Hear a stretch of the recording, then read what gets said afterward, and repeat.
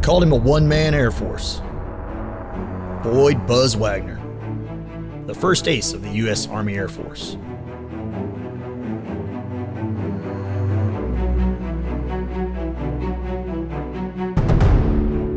He was nicknamed Buzz because he could buzz the camouflage off a hangar.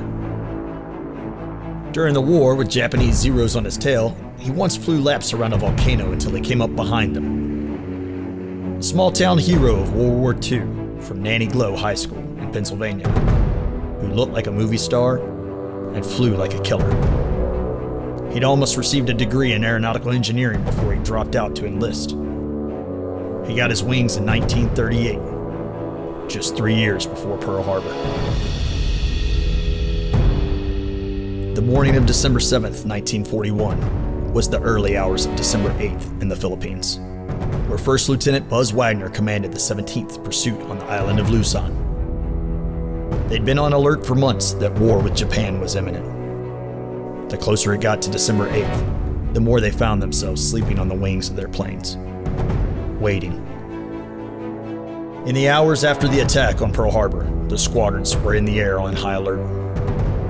Weather had delayed the arrival of the Japanese attack on Luzon, and as bad luck would have it, they caught most of our B-17s and fighters on the ground refueling. The attack was devastating. Our forces were cut in half, and back home, our country was in shock. Buzz Wagner's actions over the next few days would become the stuff of legend. Flying into enemy fire, solo missions and dogfights where he was outnumbered 5-1, strafing runs on Japanese airfields. Buzz was an engineer. He knew what a Zero was capable of, and he knew what his own plane was capable of. The Zeros had no idea what Buzz Wagner was capable of. He was performing maneuvers then you see in movies and air shows now, and he was doing it in combat. On December 16th, he recorded his 5th aerial kill, only 9 days into the war. Buzz Wagner was now officially an ace. He rarely spoke of his exploits. He didn't drink much and he was a bad poker player. In his life, he was calm, collected, methodical, quiet-spoken. In the cockpit, he was death from above. Between his confirmed kills in the air and his strafing runs on the airfields, he destroyed between 15 and 50 warplanes in those dark and chaotic first days of the war. He became more than a hero back home. For an angry, grieving, devastated nation, he became America's hope, a symbol that we were fighting back. Kids on their rooftops pretended to be Buzz Wagner, fighter ace. There were trading cards and comic books, articles, and Life magazine. Legends are born at the crossroads of history and destiny. He was the hero we needed. The right person, in the right place, at the right time. Buzz was wounded after a 20mm shell burst over his cowling, shattering his canopy. He made it back to base with splinters of plexiglass in his eye.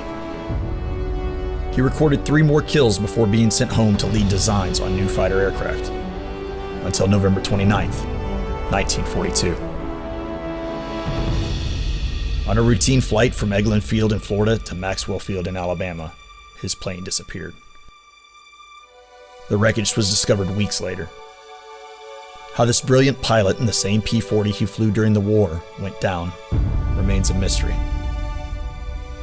Buzz Wagner's funeral was attended by tens of thousands. He had earned his wings in 1938, and in 4 short years, he was gone. 4 years.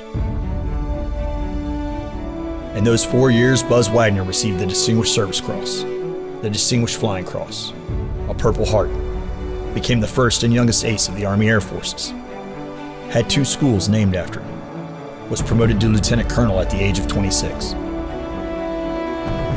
and in between all that, managed to lift an entire country. What will you do with 4 years? Or 20?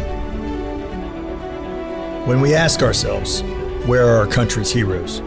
We look to you. None of us know when our moment will come, but moments don't make heroes. Moments simply reveal them. Every day, be the airman we expect.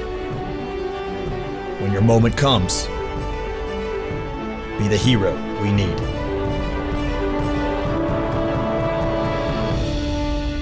Aim high, Airman.